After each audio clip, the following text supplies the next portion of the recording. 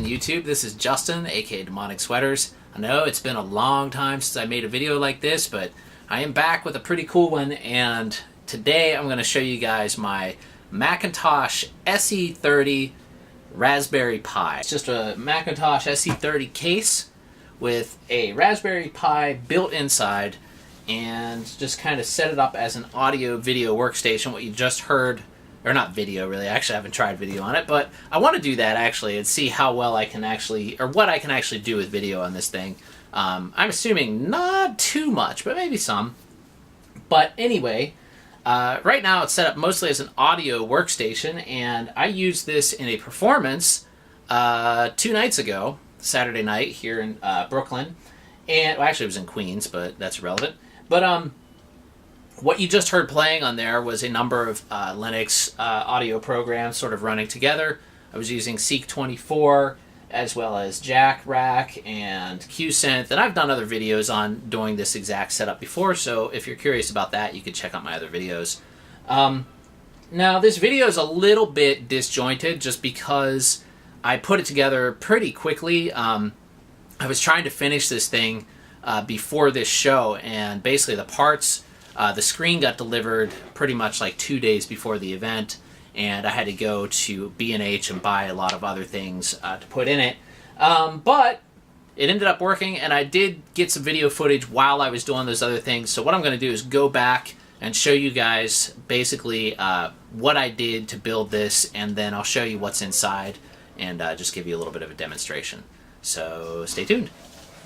Hey YouTube, this is Justin, aka Demonic Sweaters, and I'm here in my kitchen with a pretty cool project. It's early in the morning, but I wanted to make sure to start doing a video of this before I go any further because I'm pretty excited about it, and I want to hurry up and finish this because I want to actually have this ready by this weekend. And what I'm doing here is actually taking an old Mac SE case and turning it into a Raspberry Pi system. You can see here that I have an empty case, and I actually already have, well, nothing's actually hooked up yet. I just have it laying in here. I have a Raspberry Pi 3 and the power supply. And what I'm going to do is actually turn this into basically an audio, ow, got my hand stuck in there. Basically, what I want to do is turn this into a Raspberry Pi that's targeted towards audio performance, because I have a show this weekend. And I was going to use my laptop, but I think this is going to be a much cooler thing to use, more visually impressive, I guess. And I've tested out all the software I need to use on the Pi already, and it all works. So basically what I did is I ordered a screen, a flat panel LCD screen that I'm going to put in here, as well as I'm going to use a Behringer UCA202 audio interface, a USB audio interface. But what I want to do before I do all of that is actually head to Micro Center tonight after work and pick up a few adapters and cables and stuff. What I want to do is actually enclose a power supply within the unit itself, so that way I can have all the outlets and everything plugged in that I'm going to need to have plugged in inside the unit, and as well as run some USB.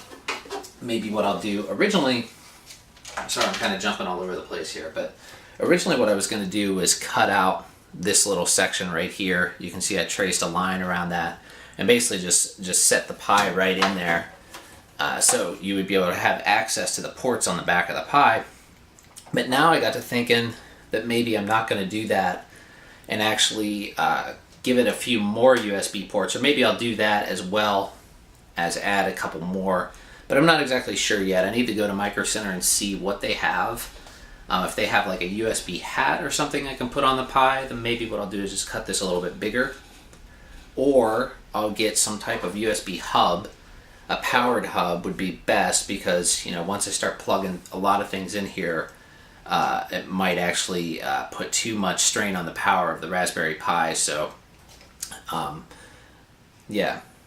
So anyway, I'm still thinking about what exactly I'm going to do, but I wanted to at least shoot this first beginning stages of the video, so I would have this before I went crazy and started just building it. because I tend to do that a lot of times when I'm really excited about a project. I just go right in and don't even do the video because I don't have time, or I don't want to wait for the video and like spend all the time doing the editing and all that stuff. But I figured this time, sorry about the lighting in here, but I figured this time that it would be really cool for everybody just to be able to see. And I have seen a few other people do these, something similar to like this online so far. Yeah. But what I will do is actually show you the screen that I ordered, as well as I ordered a beige keyboard. So I'll go ahead and show you guys those too, so you can order them if you like. If you want to do a project like this for yourself, you'll have the links to be able to order the parts that I'm using. And of course, Raspberry Pi 3 is something that you'll need. So that's all for now, and then I'll be back with some more updates. Okay, so I got some more stuff. This is all going to be used in this project. I actually didn't go to Micro Center because I realized there was a B&H right next, or really close to where I work, so I just went ahead and went there. But all this stuff I'm sure is available on Amazon as well, and I'll find links to all of this stuff if you want. And here's my idea. Basically, here's a beige USB keyboard. This I did get on Amazon. And I got this beige mouse. Well, it's kind of more of a white, but pretty much matches. USB, this was at B&H. It was only like $8. HDMI cable, audio extension cable, USB cable extension, as well as a 13-port powered USB hub. And here's the screen. And this I got on Amazon, and I haven't actually opened this yet. But since I'm in such a hurry, I'm going to just kind of work and start putting things together. And then once I get it all together, and hopefully it all works, then I'm going to take it apart again and show you guys, or at least explain what is inside of there. But the basic idea is to have the Raspberry Pi internally mounted in the system with Velcro, which I got right here. I'm going to mount everything with Velcro so that way nothing's permanently attached in there, that I can just pull things out if I need to. And I'm going to have the Raspberry Pi in there as well as the USB port. These are going to be the ports on the back. And then what I want to do also is I'm going to run my, well, it's in the other room, but the Behringer UMC404HD out of the back of the SE case. So the RCA connections will be actually protruding out of the back of the case, as well as having the USB available back there. And then I'm going to run another USB to the front, as well as the audio headphone I'm going to run to the front, and that's what this is for.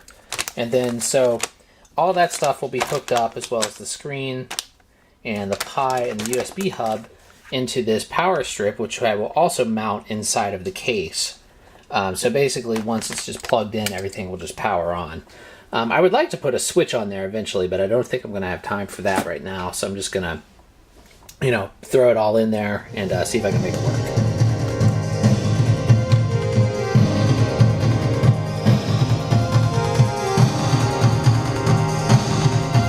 Okay, so let's go ahead and start off with the front here and the peripherals. I'm using Keytronic peripherals. And the reason why I chose these is you can actually still get a keyboard and mouse in beige. And it's actually a pretty nice keyboard. I like it. And the mouse is actually pretty nice too. And they're very inexpensive. So I'll post the links to these down below. I didn't have the original keyboard and mouse for this. In fact, all I had was the box. I purchased this empty Mac SE case on eBay. And it wasn't very expensive. I can't remember exactly what it was, maybe $30 or something. But if you luck out and you can find one like that, then, half the work will be done for you. If you have a working Mac SE, I do not recommend doing this because you would be destroying the, the classic computer. But of course, I don't think you would do that anyways. I don't really need to tell you that. But, so yeah, I had an empty case and I got the keyboard and mouse. And then on the front here, I'm going to show you the inside too, but when you can see what I have here on the front is a USB port as well as a headphone jack. And now you'll notice here I had to kind of use a Dremel tool to get rid of some of the plastic around here in order to be able to use the headphone jack. And that was because I couldn't plug it in all the way with the plastic that was there. And there could have been a better way to do that, but you know, it's okay, I think. So now let's take a look at the back. I just turn it around, and you saw this briefly, but I'll tell you what it is exactly here. This is just a Sabranet USB hub, 2.0 hub, and it is powered, and I'll show you the inside of that. And then the audio interface here is actually a Behringer UMC404HD. And all the links to all this stuff I'll post in the description below. And none of this is terribly expensive. The UMC404HD is only a $30 interface, but it is really good, actually. I've used those many times, and they're very versatile. I mean, they only have RCA in and out, but for what they are, they do a really good job, and you can get really good low latency, and they work pretty much flawlessly with Linux. So let me go ahead and open this up. I'm going to power it down first. So just go to shut down.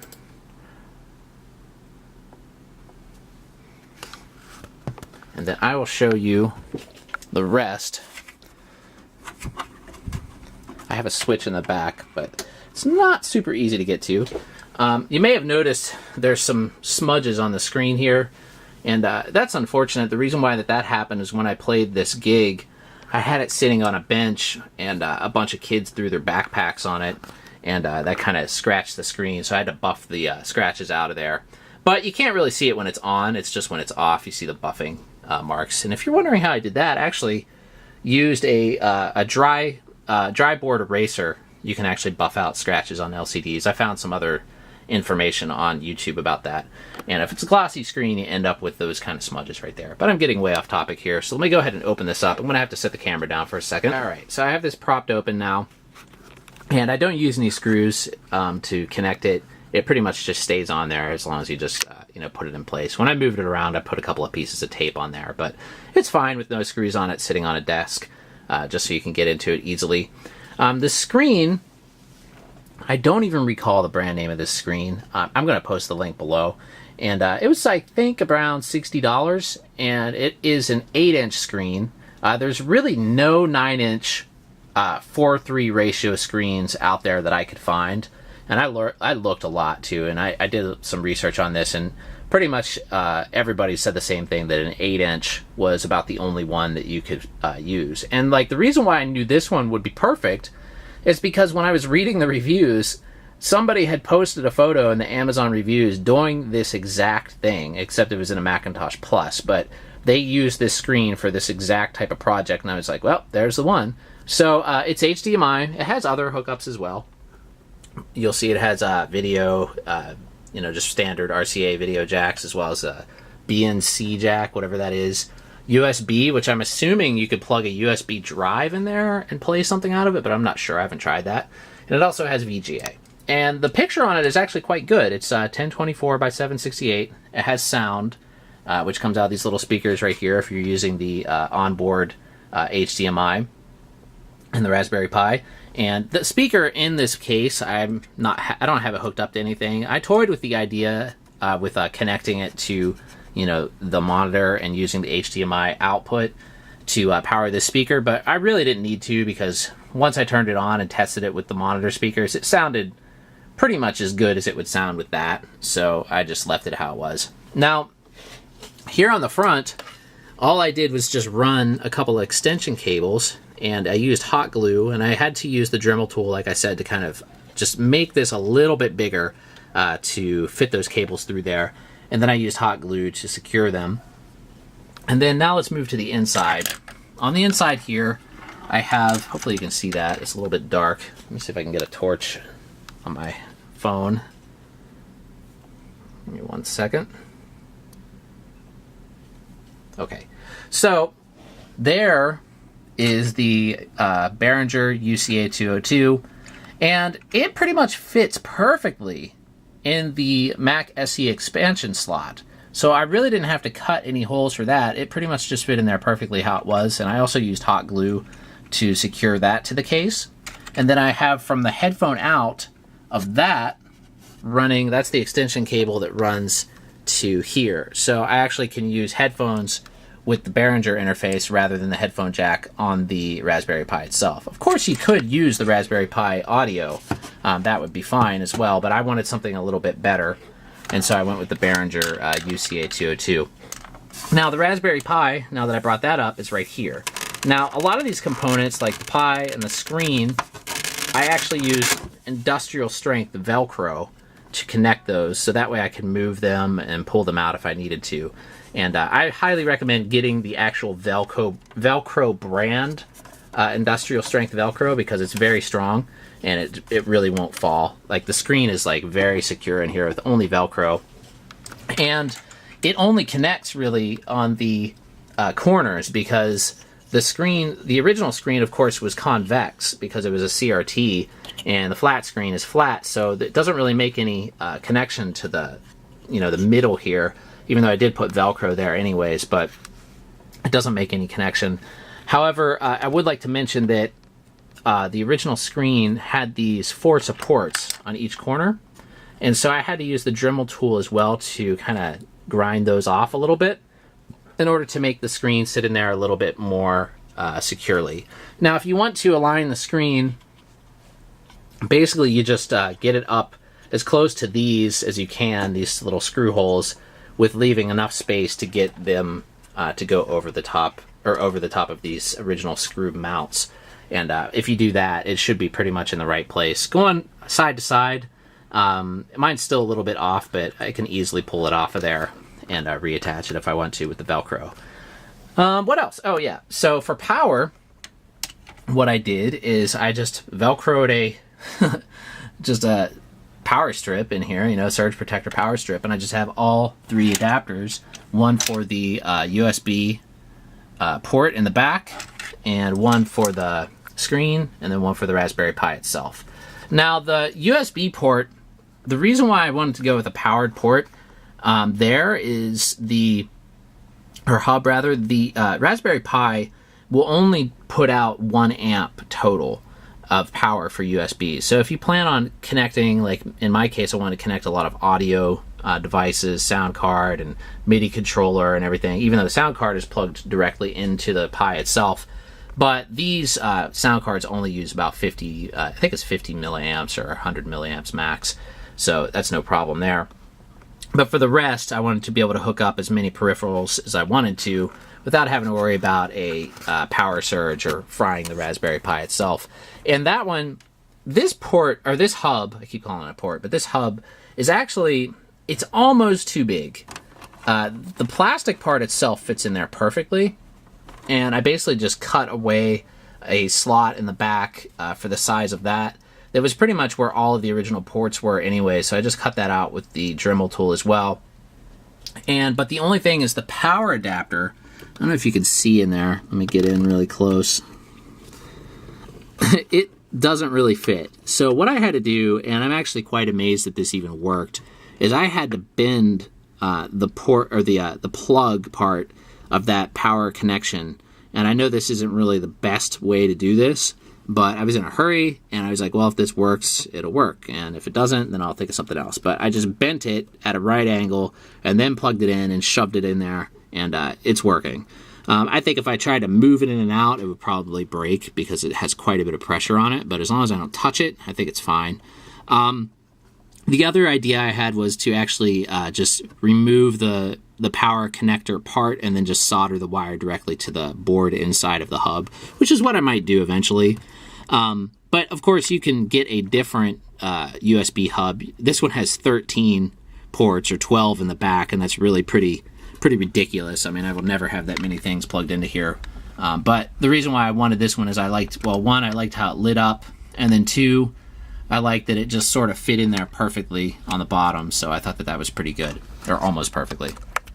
On the Raspberry Pi, I thought about putting a fan, but I haven't needed it. I thought maybe it would get hot in there, which it does a little bit, but it never has. The Raspberry Pi itself has never gone into its power saving mode or whatever it does when they get too hot. It hasn't done that, even running through that entire performance the other night with a lot of audio and MIDI going. It hasn't done that at all, so I don't think it needs a fan. I might still put one in there, but so far it hasn't needed it. Now to turn it on and off, basically there's the hole there in the back where the power cable goes through, and I just used the power cable from the power strip, and that was where the original power connection was, and there was like one little plastic bar there that I sawed off, and then now all I do is I just reach in through that hole with my finger and turn it on and off with the power strip switch. So that was easy. No seriously difficult modifications really in any of this. So the whole thing was like a pretty easy project. I really love how it came out, and it's so much fun to like play and like, you know, do stuff with. It goes on YouTube, and like you can, you know, check your email and do everything that you would normally do with a computer, except it looks like you're using one from the 1980s, which is pretty fun. So if you're into this kind of thing and you know, you want to get all the parts to do this yourself, they'll all be listed down below. One person had asked what the distance was on the bezel, so let me turn this back around if I can. And let me measure that. Let me get a tape measure. Give me 1 second. So the edge of the screen, you're looking at like about 1 inch on the side. Well, actually no, because I don't have it in there perfectly. It's not perfectly centered right now. So there's about 1/2 inch on one side, and then about 1 inch on the other side. And so that's about, you know, 3/4 of an inch on either side. Top and bottom is much less. It's not even 1/2 inch. So, oh, and another thing I definitely want to mention here is you'll notice that I have this monitor in here upside down. And the reason for that, it wasn't because it wouldn't fit the other way. It's just with this particular one that I got, I noticed that the viewing angle really sucked from looking at it from the top down. And so I just flipped it. And you can actually, there's settings adjustments within the monitor itself, which you can see up there. They're still accessible. It's a little bit difficult, but you can get to them. So those you can actually reverse the screen or flip it and reverse it if you want to. You can do a lot actually. And also there's no reason to change the screen settings to 4:3 ratio on the monitor itself. You can do that within the Raspberry Pi. If you change it on the monitor, you'll actually get a black screen and it won't work. So just leave it at 16:9 and then go into your Raspberry Pi settings and change it there. Alright, so there you have it. That's my Macintosh Raspberry Pi, Macintosh SE30. And hopefully you enjoyed the video. If you did, feel free to click like and subscribe for more stuff like this. I continue to make these videos whenever I can. Sorry I haven't been able to do as many as I used to, but I'm working on a way to get back up here and make more for you guys and do more projects. I have a couple more coming in the pipeline, so definitely stay tuned. Anyway, thanks for watching. Have a great day, everybody.